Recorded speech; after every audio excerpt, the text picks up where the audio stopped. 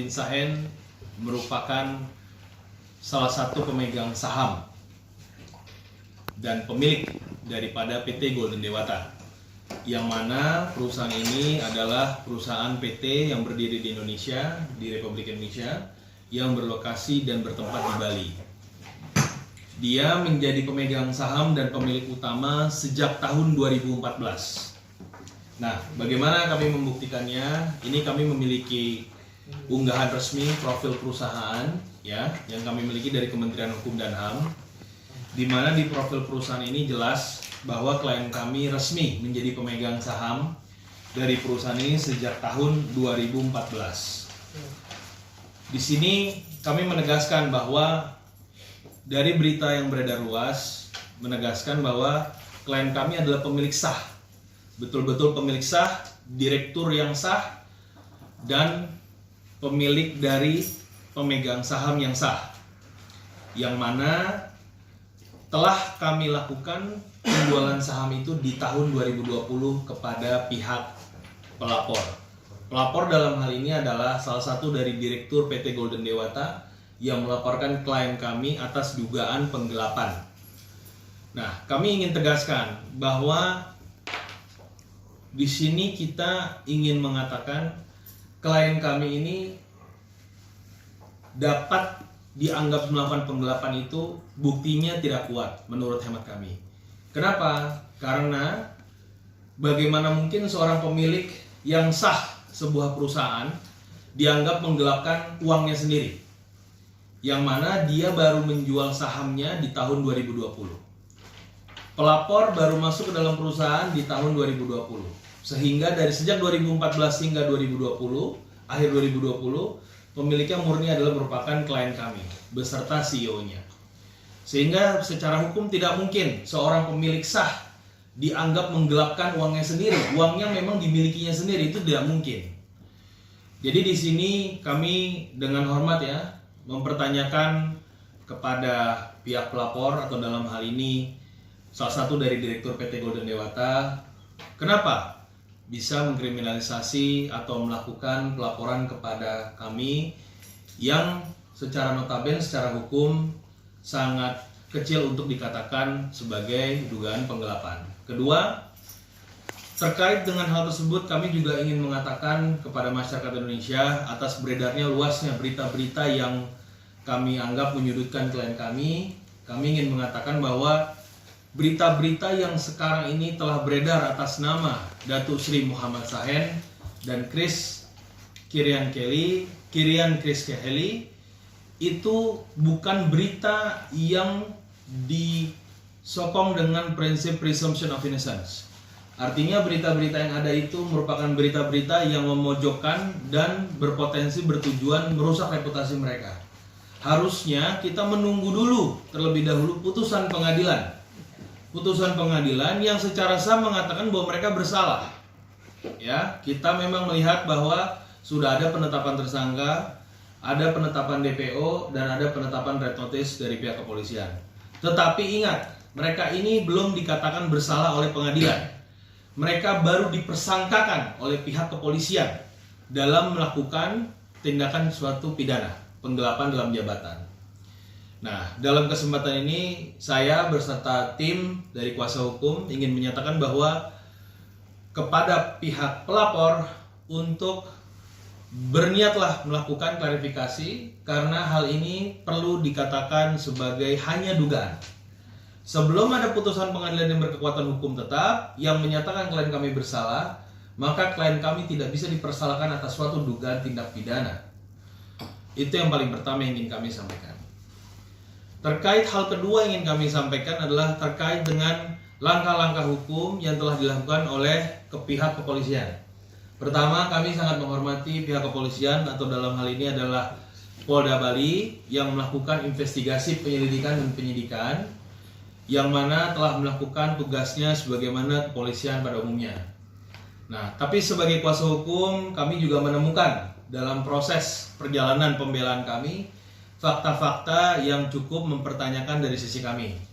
Salah satunya adalah diketahui bahwa perlu teman-teman media diketahui bahwa pelapor itu melakukan laporan itu pada tanggal 20 Oktober 2022. Oke? Di hari yang sama ada beberapa surat yang keluar, termasuk surat perintah penyelidikan dan surat perintah tugas terhadap kasus tersebut. Di hari yang sama, di 20 Oktober 2022. Di hari yang sama juga terjadi pemeriksaan saksi yang kurang lebih ada sekitar 2 orang. Dan di hari yang sama juga terdapat undangan klarifikasi kepada pihak terlapor atau dalam hal ini adalah klien kami. Yang mau kami tegaskan dalam kesempatan ini adalah terbitnya dokumen-dokumen tersebut dalam 1 hari merupakan sangat cepat sekali. Sangat cepat sekali. Apalagi terlebih dalam konteks tindakan atau dugaan penggelapan dalam jabatan. Artinya di sini kami dengan hormat ingin mempertanyakan kepada pihak Polda Bali kenapa hal tersebut mampu dapat terjadi dan dapat bisa dilakukan dalam proses yang sangat cepat dalam hal tersebut. Kita ketahui juga 20 Oktober itu hari Kamis, perlu media catat, itu hari Kamis. Ya. Jenjang hanya 1 hari, 2 hari kerja, di tanggal 25 Oktober hari Selasa selanjutnya ternyata sudah ada gelar perkara naiknya tingkat penyidikan. Artinya secara hukum pihak kepolisian hanya membutuhkan 2 hari kerja untuk menentukan terdapatnya sebuah buah pidana dalam penggelapan dalam jabatan. Yakin saya pada teman-teman media bahwa itu merupakan proses yang sangat cepat, luar biasa. Hanya dalam 2 hari kerja mereka mampu menemukan suatu dugaan adanya kriminalitas di sana. Di tanggal 25 Oktober mereka juga melakukan panggilan saksi kepada pihak terlapor atau dalam hal ini klien kami. Di situ kami sekaligus ingin juga mempertanyakan kepada efektivitas dan efisiensi daripada Polda Bali yang sangat luar biasa, hanya dalam waktu 2 hari kerja mampu melakukan panggilan saksi ya dalam konteks penyidikan dan peningkatan level penyidikan dari penyelidikan. Di sini kita bisa melihat betapa efisiensi sama efektifnya pihak kepolisian. Tapi sekaligus kami mempertanyakan apakah memang benar dalam waktu 2 hari mampu menemukan sebuah unsur pidana dengan dugaan penggelapan 89 miliar. Ini perlu kita pertanyakan secara bersama-sama gitu loh. Ketiga, terkait dengan hal tersebut, lanjutannya adalah adanya panggilan saksi di tanggal 28 Oktober yang kurang lebih jaraknya adalah hanya 3 hari. Artinya dalam waktu kurang dari 3 hari kepolisian memanggil kembali terlapor untuk datang kepada Polda Bali. Nah di sini benar-benar jaraknya itu sangat sempit sekali. Tapi nggak apa-apa, mungkin memang seefektif itu Polda Bali. Kita harus hormati prosesnya. Nah, tapi dari proses itu kita menampakkan bahwa gelar perkara selanjutnya adalah di tanggal 31 Oktober 2022 yang mana menghasilkan penetapan tersangka di 1 November 2022. Artinya kalau teman-teman media pahami kurun waktunya sejak pelaporan hingga penetapan tersangka hanya berjarak 1 minggu. Kurang lebih 1 minggu lebih sedikit. Jadi dari Kamis menuju tanggal 1 itu kurang lebih hampir 1 minggu lebih. Kurang lebih 7 hari kerja, 7 hari sampai 8 hari kerja kalau jika dihitung dengan baik ya. Itu luar biasa sekali. Jadi di sini perlu teman-teman media pahami dalam konteks hukum ketika memang suatu pidana beririsan dengan konteks keperdataan itu membutuhkan harusnya penelitian atau pemeriksaan yang jauh lebih lama, harus lebih hati-hati. Karena jangan sampai ternyata suatu tindak keperdataan dianggap tindak pidana. Nah, ininya yang kami ingin pertanyakan. Begitu cepatkah analisa pihak kepolisian dalam sebuah mega penggelapan yang ternyata dapat dikategorikan pidana hanya dalam waktu sesingkat-singkatnya kurang lebih dari 7 hari kerja. Nah, ini perlu teman-teman media catat karena memang penting sekali. Nah, yang perlu ditekankan lagi adalah terakhir, mungkin nanti dilanjutkan oleh rekan saya, kita juga mendapati bahwa alamat yang dikirimkan daripada undangan dan panggilan tersebut dikirimkan ke alamat korban, bukan langsung ke alamat pihak terlapor atau klien kami, yang dalam hal ini adalah di Malaysia, yang terdaftar resmi di AHU. Kalau misalnya saya ingin tunjukkan, boleh saya tunjukkan. Di sini ada alamat alamat selanjutnya. Nah, ini di sini adalah resmi dari AHU ya, boleh dilihat sendiri oleh teman-teman media bahwa di sini terlihat alamat resmi yang terdaftar di Kementerian AHU itu adalah di L28 Blok L Plaza Damas nomor 60 Jalan Sri Hartamas 50480 Kuala Lumpur, Malaysia. Perlu dicatat, seluruh panggilan dan seluruh undangan yang kami ketahui dan dijadikan bukti tidak dikirimkan ke alamat ini. Artinya dikirimkan ke alamatnya korban. Nah, ini perlu dicatat oleh teman-teman media. Bagaimana mungkin sebuah panggilan kepada warga negara asing dialamatkannya malah dialamatkan kepada bukan alamatnya sendiri. Perlu diketahui oleh masyarakat Indonesia bahwa memanggil seorang warga negara asing itu tidak main-main. Perlu proses yang sangat teliti, perlu proses yang sangat rigid. Artinya tidak bisa main-main. Dia harus melalui konsulat jenderal atau perwakilan negaranya dan harus memperhatikan prosedur terkait dengan pemanggilan, apalagi berkoordinasi dengan Divu Binter atau dalam hal ini Interpol. Jadi dalam hal ini klien kami tidak mendapatkan panggilan itu secara baik, sehingga mungkin artinya memproses terhadap prosesnya sangat cepat sehingga menjadi tersangka hingga yang kita ketahui hari ini. Nah, terakhir sebelum saya berikan kesempatan kepada rekan-rekan saya ingin menegaskan bahwa kasus ini adalah dari kacamata kami sangat berpotensi ya, dianggap sebagai kasus perdata. Kenapa sangat berpotensi dianggap kasus perdata? Begini, saya sedikit ceritakan. Pihak pelapor menganggap bahwa klien kami melakukan penggelapan. Penggelapan itu didasarkan pada laporan keuangan yang diberikan atau dibuat oleh pihak pelapor sendiri, di mana laporan keuangan tersebut dibuat audited dan backdated. Artinya dilakukan di tahun 2022 untuk ke belakang bertahun-tahun sebelumnya. Nah, di situ harus diketahui bahwa sebenarnya sudah ada laporan keuangan audited yang telah lahir, yang pada saat pemiliknya itu atau klien kami menjadi pemilik daripada perusahaan tersebut. Tapi sepertinya laporan keuangan audited tersebut tidak diindahkan atau tidak dipertimbangkan, sehingga pihak kepolisian hanya menganggap laporan keuangan yang diterbitkan oleh pihak pelapor sebagai dasar pemidanaan.